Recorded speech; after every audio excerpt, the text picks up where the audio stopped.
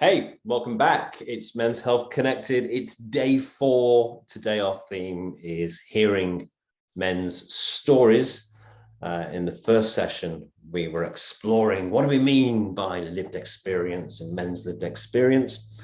And now, session 2, we're going to talk about putting experience into action with 4 great blokes who all in different ways are involved in turning men's lived experience, often their own, into action that makes a difference for others. In this session, we have Tim Daley from This Is My Brave, wonderful mental health storytelling organization, who we're going to find out about a little later on. We've also got Carl Mason, who's been involved in developing the We Are Men website. He'll explain what that's about and how that uses men's stories to make a difference. We've got James Lobbs from Parents Beyond Breakup, who run the Dads in Distress support groups. He'll be sharing his own experience of going through separation as a dad, getting support from Dads in Distress, and then becoming a facilitator himself and a peer worker and helping other dads going through the same situation. But first, to kick us off, we're joined by Steve Jeffers. Is that the correct pronunciation? Am I saying it right? Jeffers. Jeffers, it's easy. Steve Jeffers. So we're joined by Steve Jeffers. Now, Jeff is from the brewing industry, so is a man behind some great beer and hospitality. But also, he's here today, not specifically because of that. He's here today because of his own personal run-in with heart failure, and to tell us what happened to him, what his story was, and what action he's now taking to make a difference through others based on his own experience. Steve, thanks for joining us. Thanks, Glenn. Thanks. I don't know how much of the 10 minutes I'll actually need, but I've been asked just to tell a little bit and share my own experience. In January, just a few months ago, I've become an avid cyclist in the last 3 or 4 years, is away at 50 or 51 now to keep on top of things. And I had been cycling to that point about 200 kilometres a week along Beach Road here in Melbourne and nearby areas. And so I'd never been fitter. And on January 21st, I set off, unusually on my own. Often I go with other people, but on that morning I went on my own. I don't have any recollection of this. I've pieced it together from the various people I've managed to make contact with. But the only memory I have is I'd bought a brand new cycling jersey. And I just vaguely remember zipping it up and thinking, this is a new jersey, isn't this great? Before I set off at about 6 a.m. on a Friday morning, the 21st. And I rode from Elstonwick, where I live, to Mordialloc, down Bayside, about probably 25 kilometres from where I live.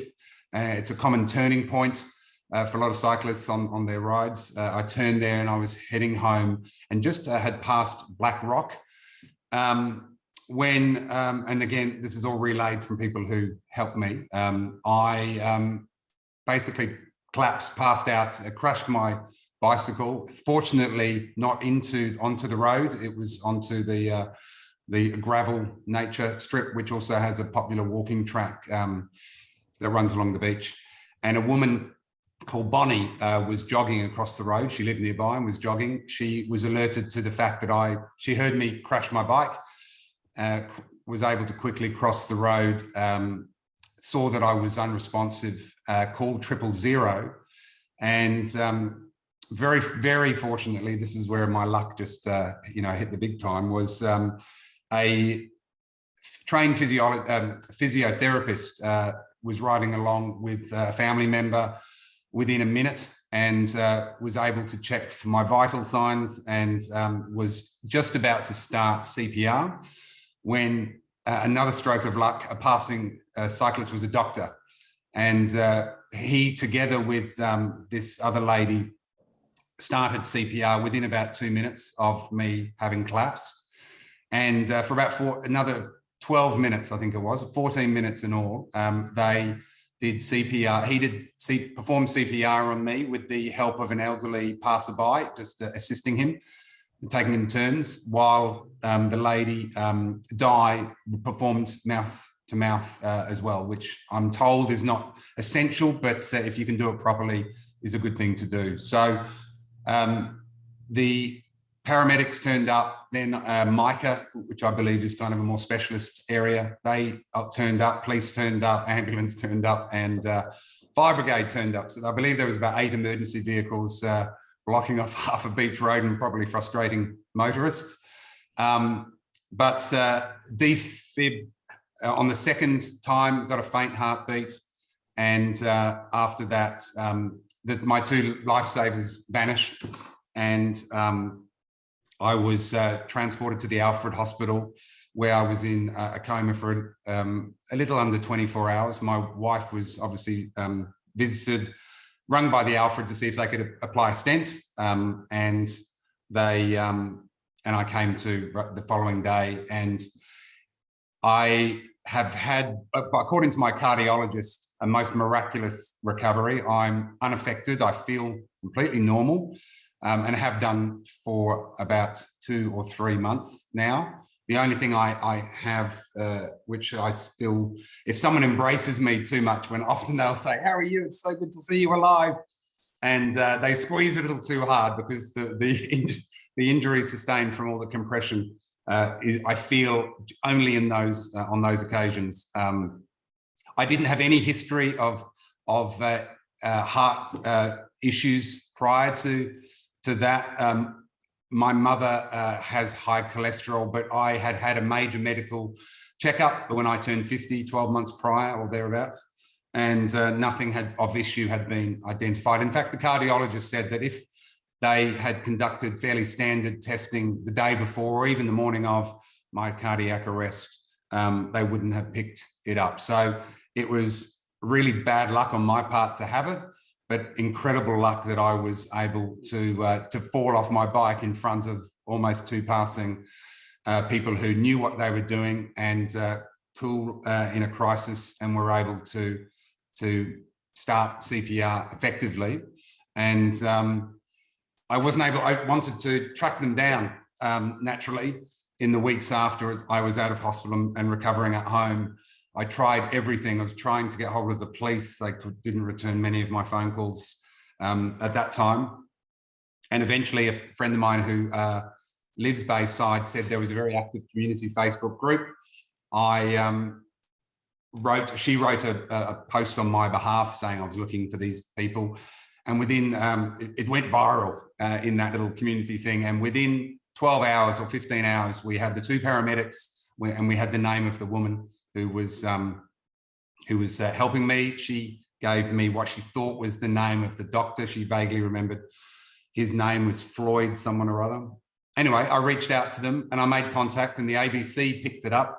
ABC TV filmed us reuniting down at Blackrock, and it became a story. And since then, I run a brewery called Stomping Grounds in Melbourne, which is an independent brewery with a few beer halls and consumer-facing experiences at Melbourne Airport, Collingwood and Moorabbin. And since then, I've been really obviously motivated to have defibs installed in all our businesses, which we didn't have. We had many of our senior staff had first aid training, but we didn't have a defib. So that was something that we implemented. And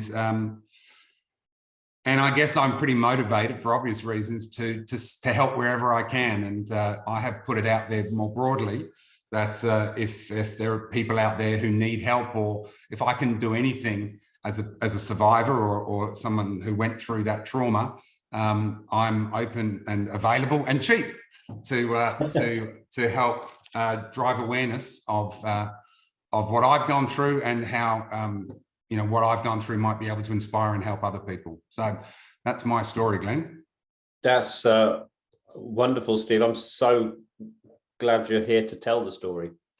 I obviously, after this all happened, I went on did as much research on Dr. Google as I was able to do, and it certainly became very clear very quickly how lucky I was, to survive. I believe about only 9% survive, but of those 9% or thereabouts, as many as 50, 60, 70% have some sort of brain damage from mild to severe. And the fact that I think I'm normal, my friends, family and colleagues may think I'm not quite normal anymore or never was, but I feel 100%. And as I said, I'm very aware now how that's, and as my cardiologist says, it's my recovery has been miraculous, and I'm very grateful that I'm still here and I'm able to resume the cycling. I'm again doing about 200 kilometers a week, and all the other exercises that I was doing. I'm on a bunch of pills for the rest of my life that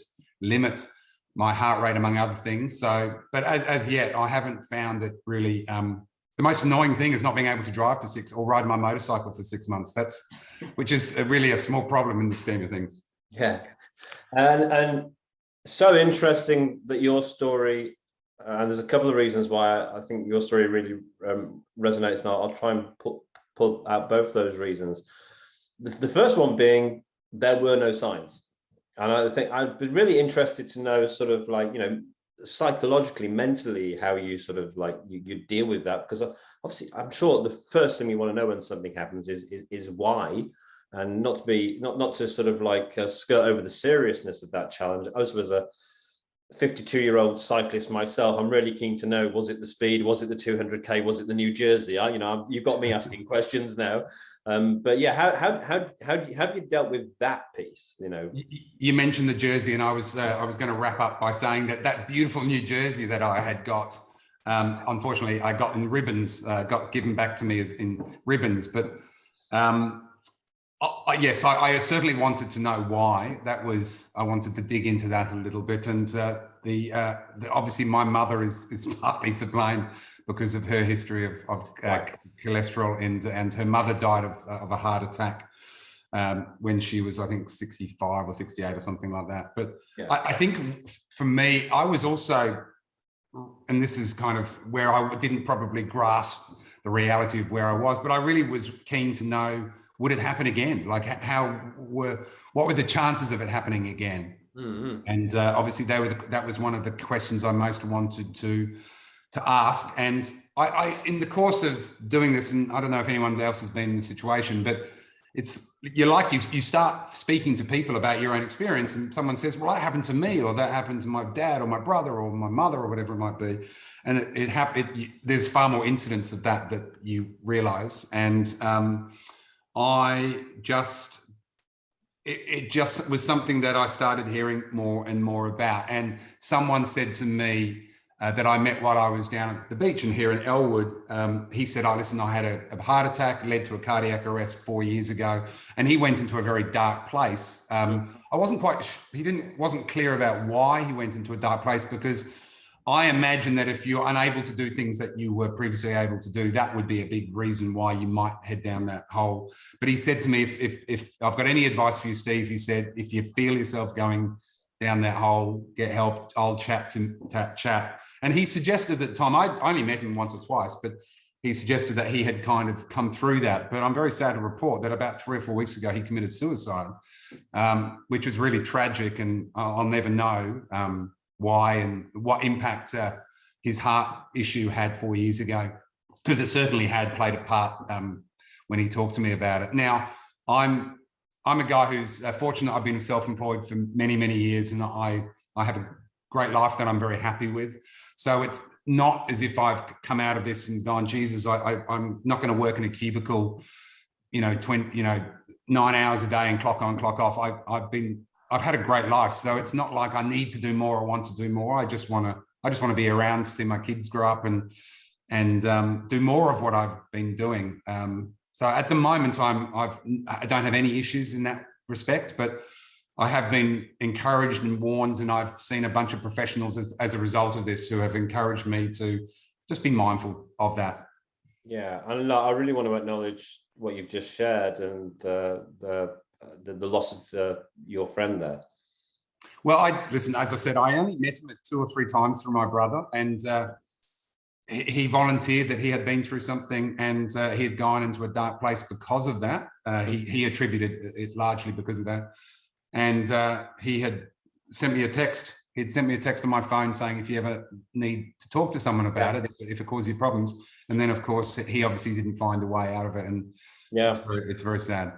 Yeah, it's so interesting, you know, how what are all these overlapping webs in men's health. I mean, in this conversation today, I'm trying really hard to sort of broaden our conversation around lived experience beyond mental health and suicide, which is just one of the reasons why I wanted to hear your story around heart health. And it's so interesting how many pathways lead us back to despair and suicide.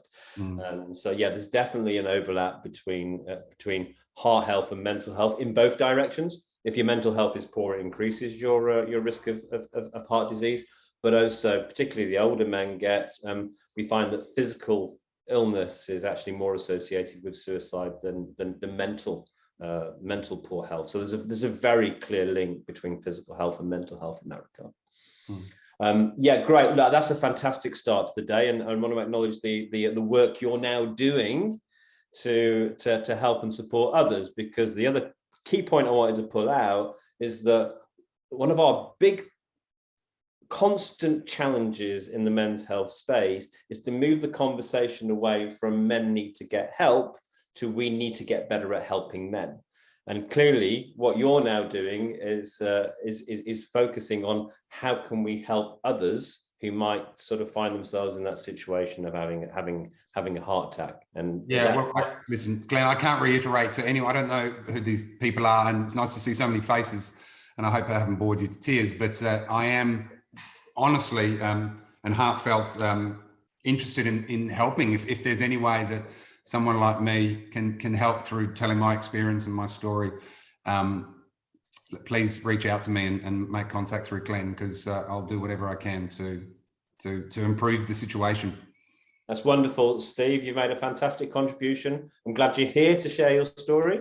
So am I. And you've got this conversation off to a wonderful start. Thanks so much. Stick around. We'll be coming back to you, I'm sure. Yeah, thanks for inviting me, Glenn. You're very welcome. So I'm going to move now on to Carl Mason from Doco Bites. Carl's been involved in the development of a project in I think it's in Southwest Sydney, called We Are Men, a project funded by the Primary Health Network there, I believe, and uses men's lived experience to help and support other men to access help in that area. I think that sets it up okay, but I'll hand over to Carl to do a more sort of detailed job of sharing what he's been up to. Perfect. Thanks, Glenn. And thanks again to Steve. Incredible story. Thanks for being here and sharing that. So, yeah, I am the creative director of the digital male suicide prevention initiative, We Are Men. And we encourage men to talk openly about issues they struggle with, especially around mental health, to try and keep a kind of a movement of openness and understanding between men. But we feel that the more men talk openly about their own mental health, the more it allows other men to feel safe to do that as well. So I think I'll start by playing one of the videos from our project to kind of give you a bit of an understanding around what we've done. Has that been set up to play through, or should I share a screen and play that? Carl, I've got it ready to play for you. Oh, thank you. If anyone has any problems with sound or anything, please just say in chat.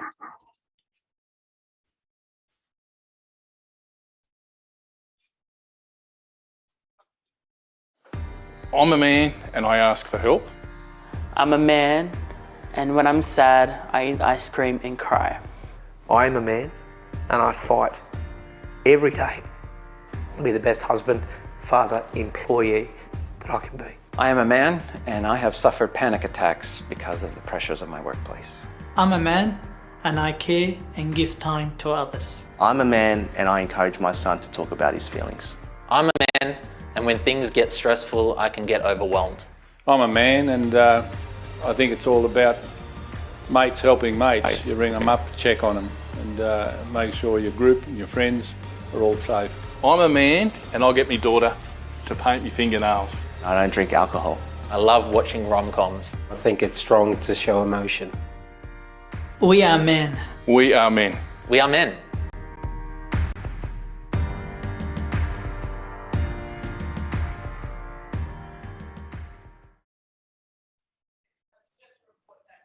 Okay, so that's the trailer for our first round of our project. And as you would have noticed, I was in there at the very last minute on our filming day. One of our talent dropped out. So I thought, I'm asking all of these men to share their story, so I can't not share my own. So I stood in and was involved as well. Just to give you a bit of an understanding of how the project came about, I'll just quickly go through a very brief overview of my story with mental health.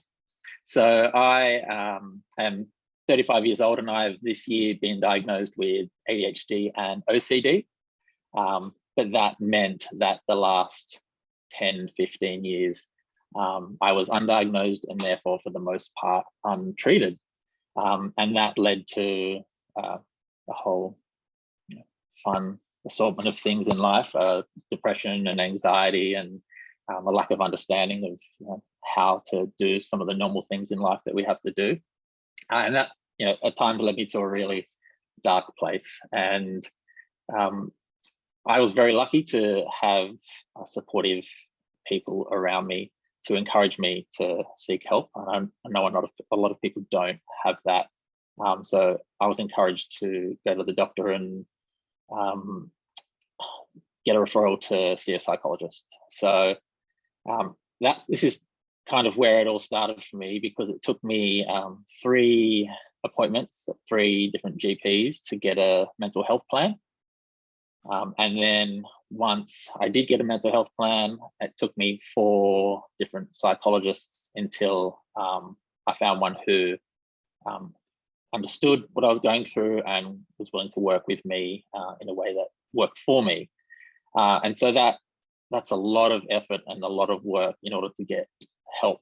And I was very lucky that I had people continually pushing me to keep searching, keep looking, and keep trying. But it really made me see that I feel like for a lot of men, you get one chance. If they're hitting their low points, they'll reach out once, and if they don't get the help that they need at that time, they may never reach out again. So it's just so important that that first point of contact is beneficial to them and it sets them on the right path, because as I saw it was, the first point of contact was, I went away from that very upset and horrified with how I was treated, and didn't feel heard and felt lost, ignored, and alone and desperate. And I'm sure there's a lot of other men out there who feel that same way. So that was kind of what set me on the path of, I knew I wanted to use my skills, which I'm a documentary filmmaker, to try and bridge that gap between men seeking help and men getting help, and also reducing the stigma around men seeking help and talking about mental health. So a couple of years down the track, that's where We Are Men came into existence. So the team of We Are Men, we all have our own lived experience, and we're all passionate about developing programs that help men to be more proactive about seeking help for themselves. As I said, it took me 8 doctors to find what I needed. And I was just lucky to have that support around me. Otherwise, I never would have found the help that I needed. And a lot of men don't have that support, so don't find that help. So using our experience in digital marketing and film, we developed We Are Men, which is a digital storytelling initiative that features local heroes from southwestern Sydney. So we went out into the community. We didn't want to speak to celebrities. We really wanted to speak to local heroes. So the local guy down at the football club that everyone in town knows, or the pastor at the church who everyone respects. And the idea behind this was to show local heroes openly talking talking about their struggles, giving permission to all that look up to them and respect them to also feel okay opening up and seeking help. So we tracked down a few local heroes from Western Sydney, and in a bid to tackle male suicide and the stigma surrounding men's mental health, we sat these men down and asked them to openly discuss what they've been through, and the stories that came out were incredible. And these men are the real heroes of this project, because it took a lot of courage for them to sit down and do this, knowing that we were promoting this to specifically their area, to try to encourage men in their area to also share their mental health journey. So they had to be very vulnerable, and so I just want to thank again all the men involved, because it was an incredible project. And so through their stories, we created videos and a podcast and an app that highlights the local services in Southwest Sydney that men can connect with if they were struggling with their mental health. So it was kind of the bridge that I thought of earlier around, first of all, allowing men to feel more okay about reaching out to get help. And then when they do reach out to get help, having those pathways set up for them to find the right person. So that first point of contact is someone who will be able to help them. So on the website, we link to some of the key services in Southwest Sydney. And it's been an incredible journey, not just making the films, but also seeing the response and seeing some of the connections we've been able to create with men in the area. The original project that I worked on before this was 365 Docker Bytes, which was a worldwide documentary project. And we learned in that project just how powerful storytelling can be. We saw how it could reduce stigma, educate, raise awareness, and help people feel less alone. So that's what we tried to recreate in this story. So yeah, over the last few years, We Are Men has reached around 1 million people in the Southwest Sydney region. And we're also launching another project in country South Australia, doing a similar project with photography, sharing men's stories in the region and promoting services in the region. So using that simple experience of mine of not getting the help I needed, I knew that anytime I came across a man that talking to a man, I wanted to tell them that to keep trying, to keep going. If they are looking for help, just to keep going. And that one experience allowed me to understand why they had to do that. And the idea behind the project was all of these men that we interviewed, they have their own stories, their own experiences, and their own wisdom. And if giving them a platform to share that, so other men don't have to go through those same struggles in order to get the help they needed. Great, wonderful, Carl. Thanks so much. It's an awesome project. Just a quick question before we move on. In looking ahead and how you sort of now grow and spread this project, what are your ways of sort of measuring the impact it's having so that you can convince people to invest in it ongoingly? So we have been targeting these stories to obviously specific local areas. So by tracking how many people are referred to specific organizations, we've seen just how effective the program can be. And also just the feedback we're getting from people. We've had a few incredible stories come back to us about people who, having watched one of the videos, decided to seek help when they were at their lowest point, instead of taking another more damaging action. We've had a few people reach up and tell us that they've took themselves to hospital because they saw one of the films and felt that, well, if these men can do it, why can't I? And I think that's the most exciting thing about the project is hearing those stories. Great, wonderful. Thanks for being with us, Carl, and thanks for showing what you're up to. We'll come back to you in the Q&A and chat a little later. So moving on now to our third speaker of the day. James Lobbs is with the charity Parents Beyond Breakup, which amongst other things provides dads in distress support services around the country, particularly peer support groups, which support men going through family breakdown, particularly when kids are involved. So James, welcome. Thanks, Glenn, and thanks all for having me. I thought I'd start off just by sharing a little bit of my story, just to frame up, I guess, how I ended up at Dads in Distress and Parents Beyond Breakup, and also to give a bit of context of the slippery slope that we often go on during a separation. This is actually the first time that I've recounted and recapped the entire story, so bear with me if I do get a little bit emotional. It's quite an experience. Look, I was unhappily married, let's just call it what it is, and spent a long time trying to fix it. That didn't work. So I went from having a very normal life to basically nothing, which that in itself just was absolutely shocking. So the natural reaction is to reach out to your friends and family, and basically I hit a brick wall on every front. You know, it's a case of it's all your fault, or we don't want to talk to you. It's all just too hard and too awkward. Natural reaction was go see the GP. I was very lucky. The GP in this case was very helpful, put me onto a good psychologist. Antidepressants entered into the conversation as well. That in itself was just a complete pivot from where I was, because I was quite happy and healthy prior to this.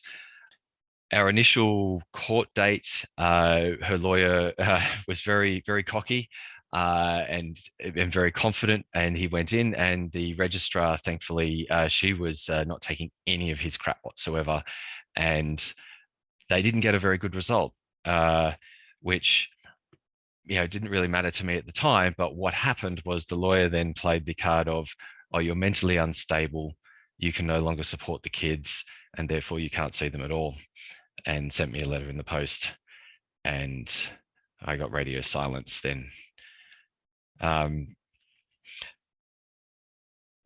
That was really the tipping point for me. Those dark clouds really close in fast. Having gone from, you know, everything down to being told by some random lawyer that you can't see your kids because he's decided that, you know, I'm mentally unstable, was, yeah, that was extremely confronting. You know, I worked on it with the psychologist and, you know, the GP and so on, and antidepressants. But bottom line is, when you've had everything taken away from you, especially your kids, nothing's going to stop those negative thoughts. I was reading online an article, just a newspaper article, about a dad who committed suicide after losing access to his kids, and I posted that on Facebook. I got a bunch of likes from my friends, but not one of my friends reached out and said, "Hey, what's going on? You okay? What's happening?" It was a pretty obvious post in reality.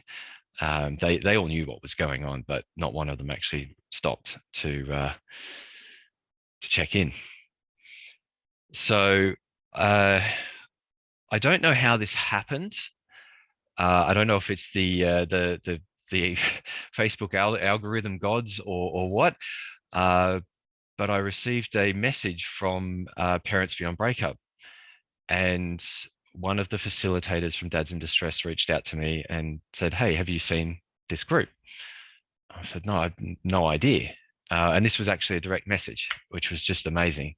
I had a quick chat with him online, and I remember the day, because I had like $14 left at that point. I had just enough money for the train ticket to get to the group and to buy like dinner for $10. And so I did that. I just thought, I'm going. I've got nothing to lose at this point. I'm I'm really at rock bottom and contemplating things that I shouldn't even be contemplating. So I remember getting there after work. I was already tired. Work was horrible. I walked through the door, and for anyone that's experienced, you get this sort of tunnel vision, and like the dark clouds are real, if you like. I could only see sort of this in front of me. And I remember walking in and seeing Ross, who was the facilitator, and he shook my hand. He told me I was in a safe place, and gave me a rundown on the meeting, how it would work. And I just kind of stood there in shock at first, sat down, and I guess embraced the meeting. And I'd never experienced anything like it. I was in a room with a bunch of men, but more specifically dads, who were all going through various levels of drama, and the like. There are a lot of tears, a lot of difficult, awkward moments and conversations. But I realized very quickly that I was in a room of people who genuinely understood what I was going through and could relate in various ways. We all had our different stories and they're all unique. But I truly was in a safe place that I could actually share without fear of judgment. And that's something that I could never do with friends and family. And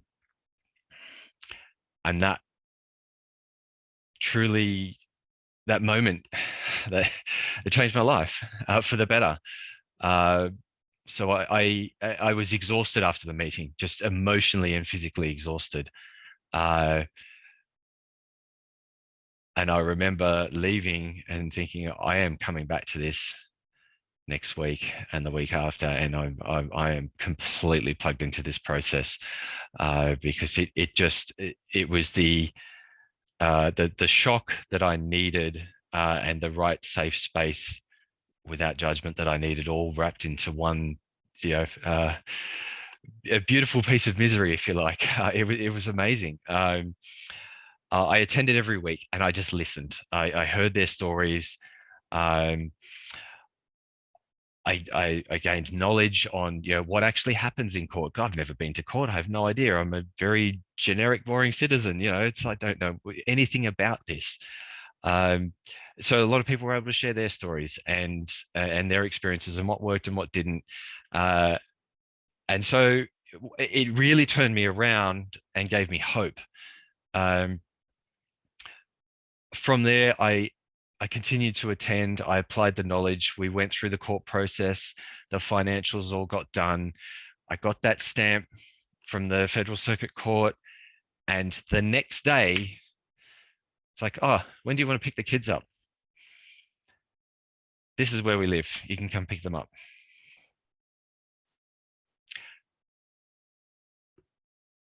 So that in itself speaks volumes for the process and the systems and the lawyers and so on. It is what it is. It's history now for me. I've completely changed my life and reset for the better. I'm not on antidepressants. I do see a psychologist and a coach because I want to continue to work on myself, and I will continue to do so forever. I've changed jobs. I got out of a toxic work environment into a much better one. And I see the kids now every week. And most importantly, I have a very positive relationship with the ex, and we are co-parenting as best possible as any two people can. And arguably, in some ways, we do have a bit of a laugh about it, that we're probably parenting a lot better than some of the people that are still together, because we have to work on it. We have to plan. We have to really genuinely communicate about it properly. The kids are really happy, and they have two lives, and they're two very different lives, but they love both of them, and we support each other on both of them as well. And I am so thankful for Parents Beyond Breakup for reaching out and saving me from what was clearly a very dark, slippery path. Thank you, James. Thank you. Thanks for sharing that story. Thank you. From one separated dad to another who went through it 25 years ago or something like that now. I'm so sorry you had to go through that, but thank you for what you did to get through it. Thank you to Parents Beyond Breakup, and whoever those Facebook Messenger gods were that connected the dots of data somehow to actually get you to a human being and bring you into that group. And thank you for sharing that sort of the victory at the end, the optimism and the hope that you now have for the future as a result of being able to go through that and turn your life around. I know you now work as a facilitator with volunteer as a facilitator with Parents Beyond Breakup, supporting other dads. We haven't got time to share about that right now. But I didn't want to interrupt because the sharing of your story today is all about hearing men's stories, and the sharing of your story was so profound that I didn't want to stop you. So we're going to move on. Okay. Thank you. That's such a huge contribution you've made. I really appreciate it, and we will come back to you in the conversations we have after Tim's talk. Thank you. Thank you. So now on to our final speaker, who is Tim Daley. Tim supports people in sharing their stories of mental health challenges through the project This Is My Brave, and Tim is better placed than me to tell you all about that. Over to you, Tim. Thanks, Glenn. Thanks for the invite to talk today. As we all know, and we've just had the perfect example of how powerful stories really are. I don't think there's anybody who has just heard the stories, and especially James, who hasn't felt the emotion that goes with the actual person sharing their story, and you listening to that story and seeing that person's face and hearing it in their voice. So I just thank you, James, for sharing. That was wonderful. So my story, I started This Is My Brave Australia about 6 years ago. I have my own lived experience of mental health issues that culminated in my losing my job about 6 years ago. I'd been with the business for 16 years, worked my way up to the general manager position, but I knew through my life that I'd had my own anxiety and depression issues that had reared their ugly head over time. But a set of circumstances came together where, unfortunately, my father passed away, which was the first major person in my life who had passed away. My brother had passed away very soon after, and then my wife was diagnosed with multiple sclerosis. And it all happened within a short time. And I was also the general manager of an event staging company, which is a high pressure job for no other reason sometimes that it is 24/7. So I would get phone calls any time of the day or night about events that were going on. So, and me being a bit of a bloke and taking on that leadership role of trying to support all the people in my life, I forgot to support myself and went down in a screaming heap in the middle of my office. And it wasn't pretty, so I won't go into the details of that, but I collapsed. I was taken off to hospital in an ambulance for the first time in my life. I got to hospital, I collapsed again while I was in the hospital. So there was lots of beeping and alarms going off and nurses running around, had every test that you could think of, including a lumbar puncture. So anybody who's ever had one of those, not a very nice thing to go through. The upshot of that was that there was nothing wrong with me physically.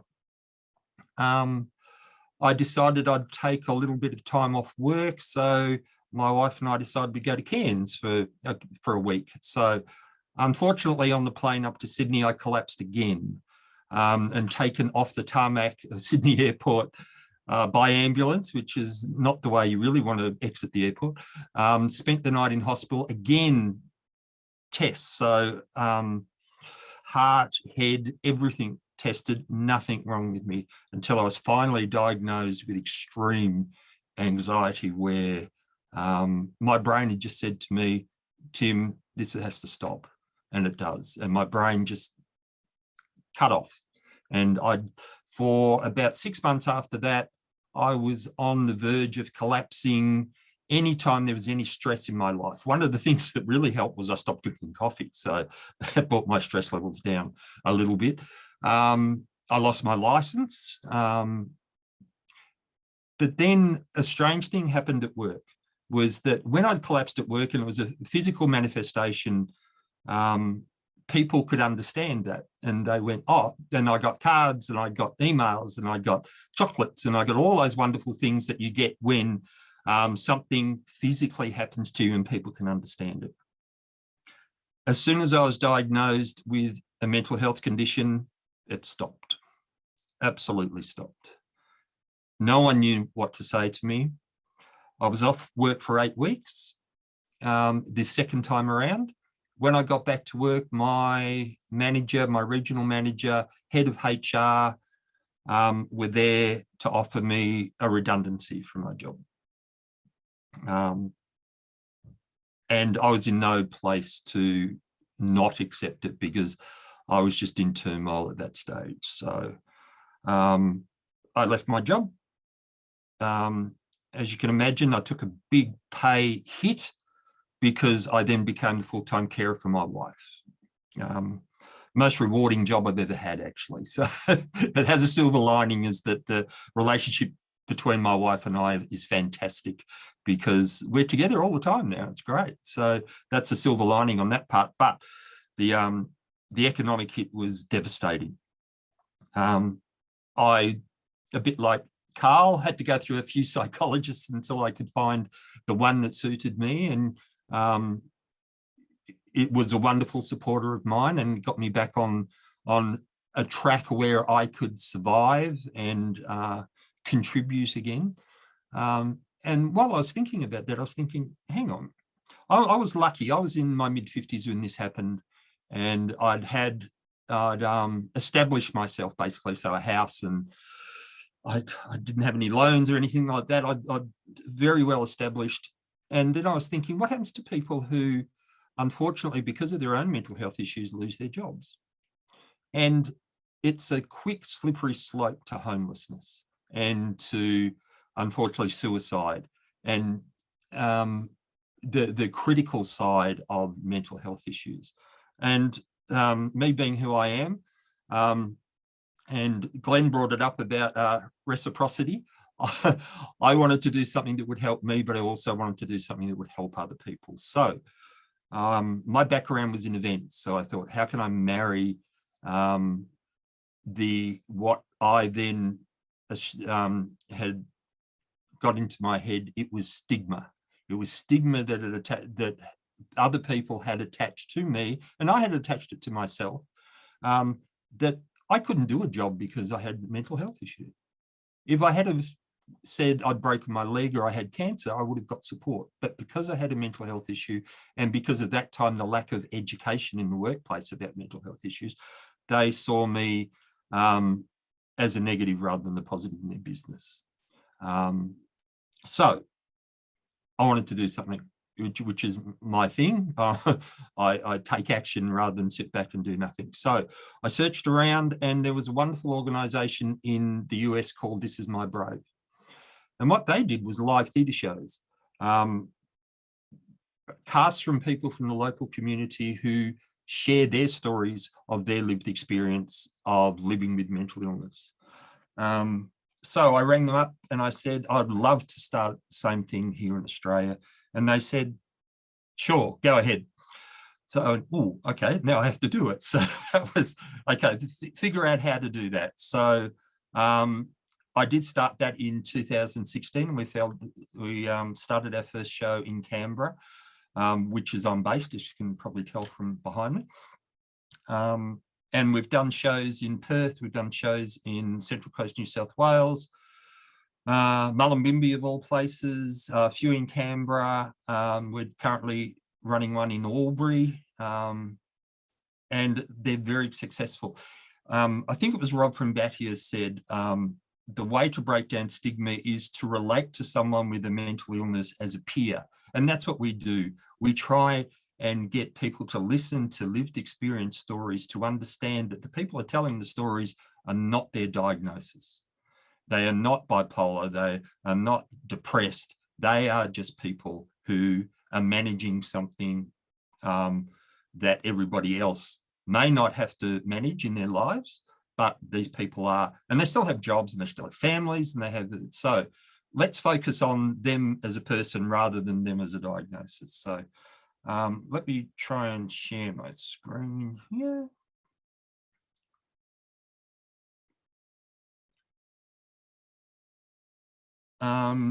If everybody can see that, that's one of our live storytelling shows that we held in Bathurst. So, and somebody mentioned, and I think it might have been Rob or someone earlier, talked about the variety of stories. And that's why we have up to 12 people on stage sharing their stories, because we want someone in the audience to relate to one of those stories. So I have a venue owner, I can see on stage, a venue owner, a publisher, a musician, a mother, a business owner, a student. I have the variety because someone in that audience is going to hear their story and go, I relate to you. And the reason we want to break down stigma is because we want people to put up their hand as early as possible to say, I need help. Where can I go and get help? These people have done it. I can learn from them. And we say that our cast members are guides. They're guides on someone else's mental health journey. So we also, and along that line,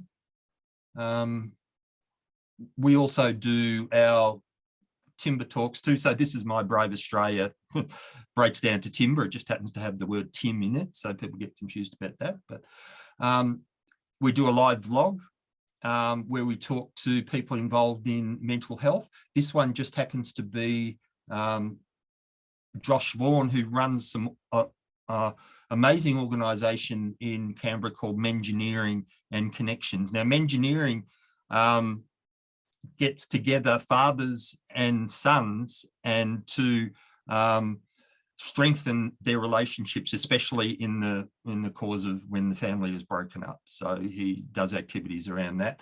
And Connections that he runs is software that he supplies to schools and teachers to measure the mental health of the students. So wonderful person to talk to.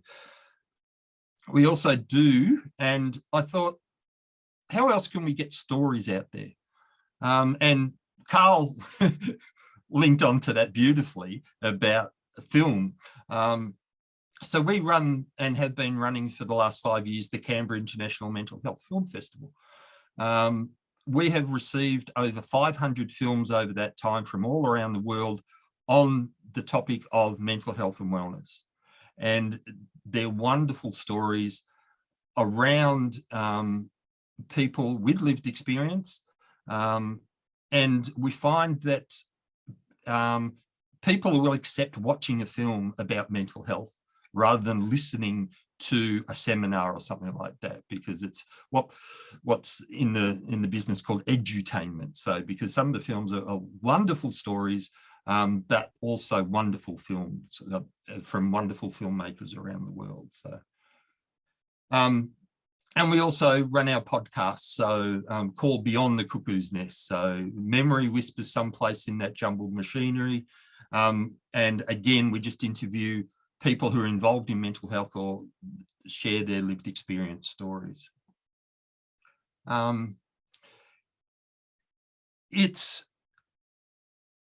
We want and it's a two-way thing. I think someone said that before about listening and about sharing.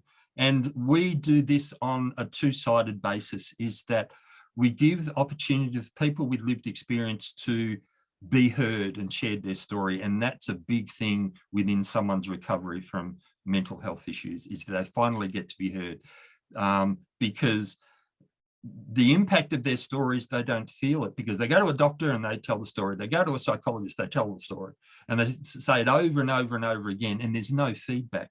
But with our live events, people get on stage, tell their stories. They actually get a round of applause from an audience for sharing their stories. And that's immense in their lives. They go, someone has heard me and appreciates what I do. So for the cast member, it's really important for our live shows, really important for the audience too, because how do we get our message of stigma reduction out into the community? It goes through the community members themselves. So, and we're very focused on our storytellers are members of the community that they're speaking in. So they could be the person who lives down the road, they could be the person who lives next door, they could be the person who runs the local shop. And that creates a really strong connection of this is happening in our community. And I now understand that person a lot better than I did before. And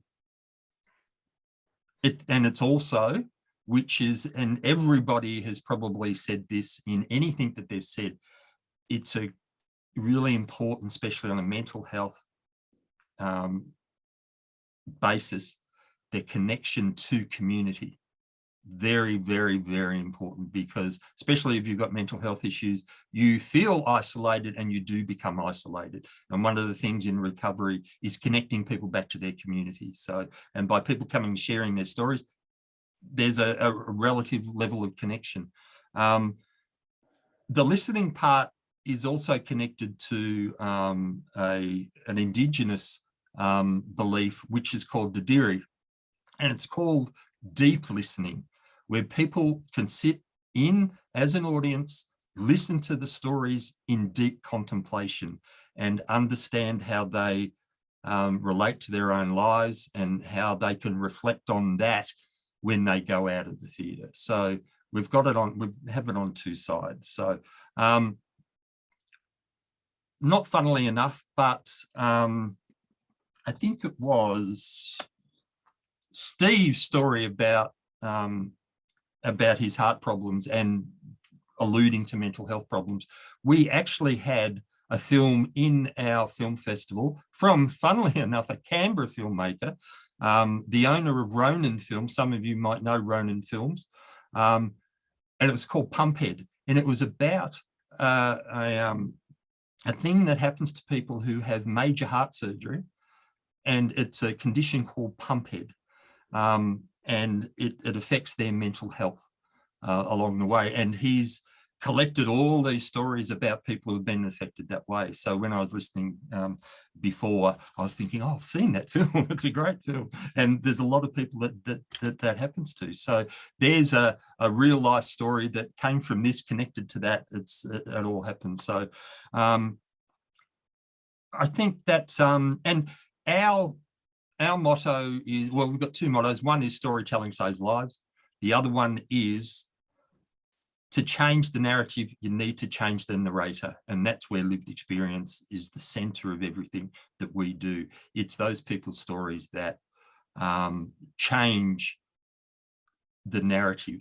Reports are wonderful things to get funding and things, but it's those real life lived experience stories that will do way more good and change more things than anything else. So great, thanks Tim, that's awesome. And I think that motto really sort of ties together everyone today. Storytelling saves lives could apply to Steve and his drive to get more people skilled up in what it takes to save someone's life if they have a heart attack, whether it's James's experience and saving more lives with dads who are going through separation and those issues, whether it's the work of Carl and the We Are Men project to save men's lives by breaking down stigma in terms of accessing help and support, and obviously it applies to your project because that's where it came from. So yeah, nice way to sort of to wrap it all up. Oh, actually one question one that's pretty predictable from me. But in terms of, because you work with men's stories and women's stories, any sort of reflections on sort of, you know, differences or challenges when engaging with men in this space? It's hard, put it that way. But I find, because I am a man in this space, it's more relatable, because someone said it before, and it's very obvious. Anytime you work in the mental health space, there's a lot of women who work in the mental health space, in the caring space, and I find that our speakers are 75% women, 15% men. But just for the fact that I'm in there doing things, I think I tend to attract more men to be involved, because I'll get in there and share my story first, and hopefully they'll be able to relate to that, and then they'll feel safe within that environment. And I mean, that's the biggest thing that we ensure, and it's been talked about before, of creating a safe environment for people to share their stories. The biggest comment I've ever got is that this is the first time I've ever felt safe about sharing my story, because I'm in a group of other people who I can relate to, who have compassion and sympathy for what I'm going through, and I can understand what they're going through. So that's really important. So, yeah. Great. Thanks, Tim. That's awesome. So we've, I've just let you guys run and tell your stories, because they're just so engaging and powerful, which means we've only got about 8 minutes left. So I'm trying to sort of think of a question that I can come back to all of you with. There's absolutely no doubt that each of you, in different ways, in different spaces, are making a difference, and you're all bringing your own experience to do that. So in my, vision, there'd be, because every bloke's got a story, and as Owen, our long-term friend over at the Regional Men's Health Initiative over in WA, said in the session yesterday, he's never met a bloke who doesn't want to tell his story, as long as you provide a safe space for him to tell that story. And he's talking about usually sort of, one-to-one connections with stoic rural blokes, but we could apply that to men of all backgrounds all over Australia. So there are as many stories as there are men in Australia, and they all have the potential not to just help those individual men in the telling of their story, but actually help others. So, my vision is many, many more men being able to tell their stories, share their experiences, and put their experiences into action to make a difference for others in the way that you guys are. So the question is sort of twofold. What kind of support did you or do you need to turn your experience into action? And if you can think outside of your own experience, what kind of support do we need to put in place to help more men to turn their experience into action? And if you're still there, Steve, I'll come back to Steve Jeffers first. Let's go around the table in the way that we first met you. Firstly, it's been fascinating listening to Tim, James and Carl. I just have loved it. And I'm keen to learn more about what you're all doing in your respective things. So thank you for sharing. I kind of just was curious to, like, you guys have kind of done, you've taken these incredible initiatives based on your own experiences and done remarkable things. I'm kind of at the day two of my experience, and I'm pretty resourceful by nature of what I do and how what I do in my work life.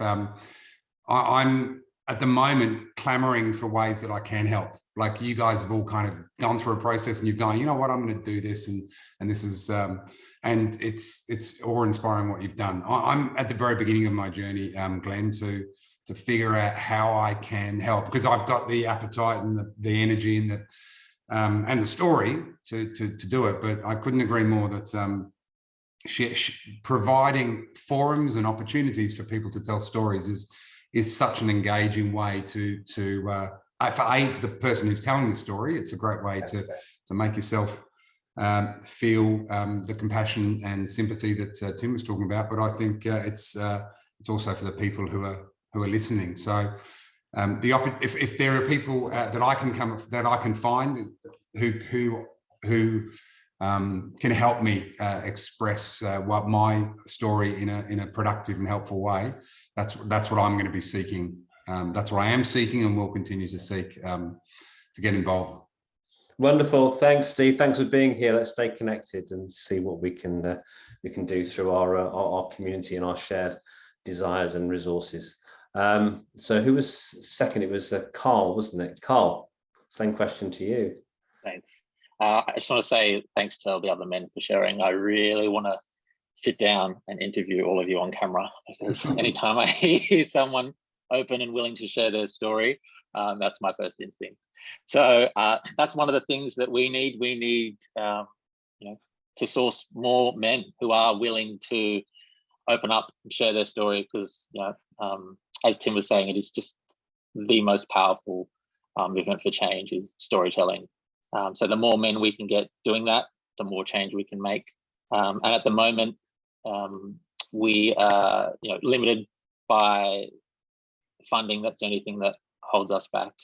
We work with PHNs quite a lot to be able to create these videos for specific areas, and our goal would be to be doing this all over Australia, because it's not just not just Southwest Sydney or South Australia that men need to.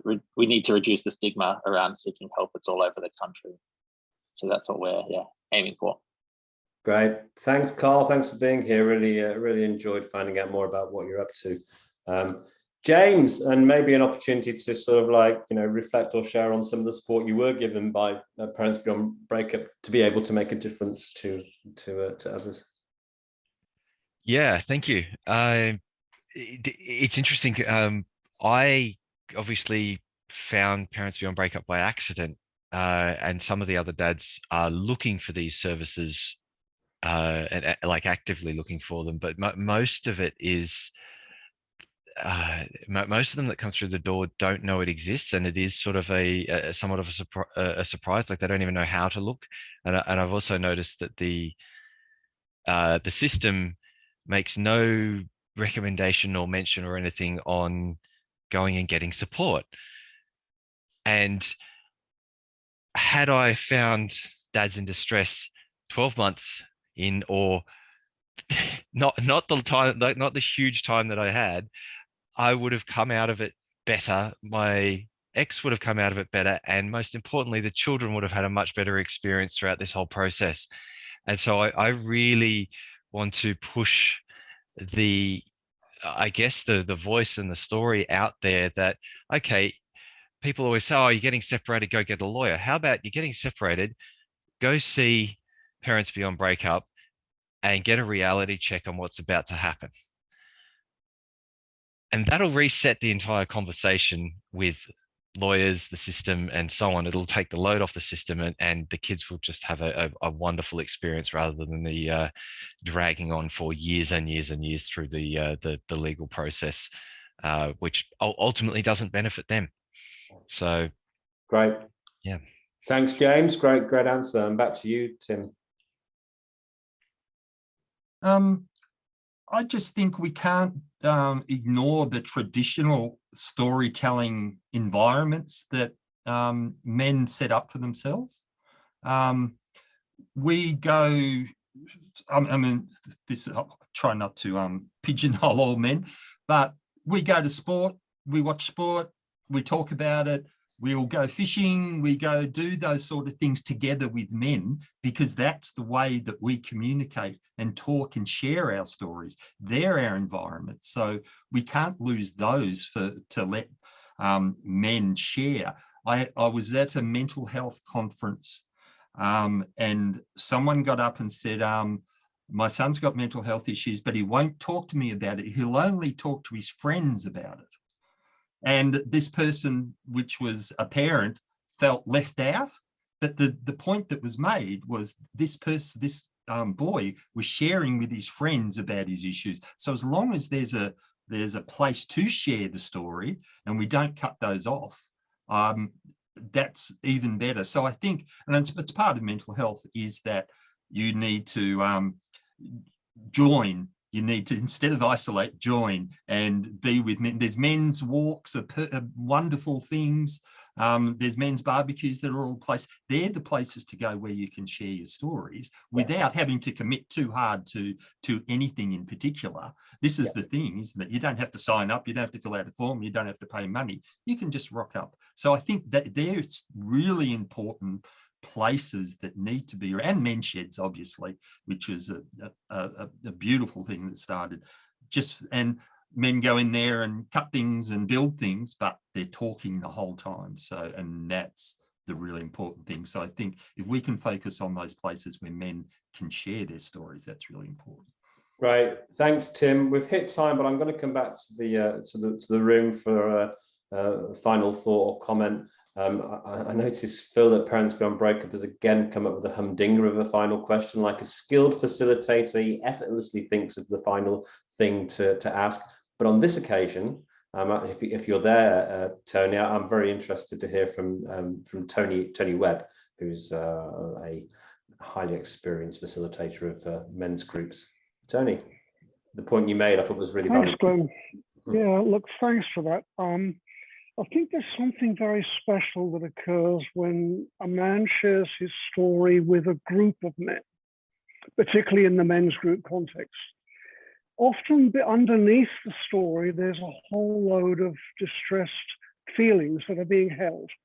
Sometimes haven't been shared. The group provides an opportunity to begin to talk to the feeling stuff behind it. But something very special occurs within the protocols that we use in men's group work. We don't give advice, but when I share something, that's an invitation then to other men to share from their own personal experience, what is brought up for them as a result of my sharing. As a result, I get to see my story reflected through the eyes, the stories, the experience of other men. I therefore get a certain amount of distance from the feelings that I've brought to that story. And what we find is that there is this, what we call the aesthetic distance from feelings, where I've got 1 foot in enough to be able to feel them, and 1 foot out enough to be able to observe myself feeling it. As a result, we don't know quite how it works, but it seems to universally work.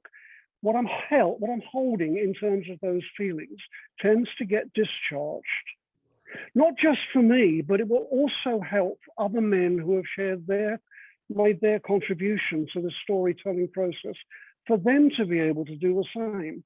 And the evidence for it is universally when we do the closing round in the men's group, where we talk about, well, what are we taking away from tonight's meeting? Men universally will say, I feel lighter as a result. I feel like something has shifted for me.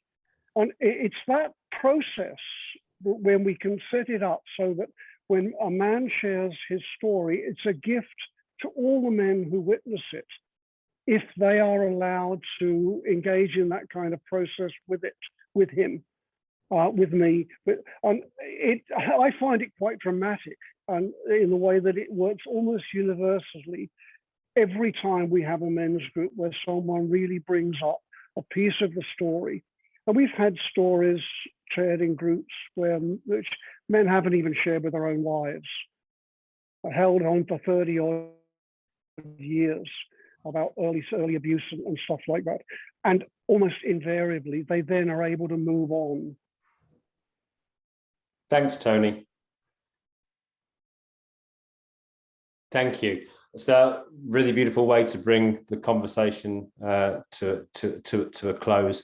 Men have been sharing stories for millennia. It's an evolved skill that we all have inside us, and somehow I think what we're all doing through this, for all the people who have spoken today, is just trying to find ways to bring those stories back to the fore, whether that's in our personal lives, in men's groups, or out there in the system at the level of policy and practice. So thank you all for what you've contributed. Thanks particularly to our 4 great speakers during this session. And thank you for everyone who's taken part in Men's Health Connected this week. One last session, which is tomorrow, Friday, we're running a workshop. Steve, you'll like this. We're running a workshop on how to deliver a men's health talk about heart health. So if you've got time, come along and join us for that tomorrow. And thanks once again. Goodbye.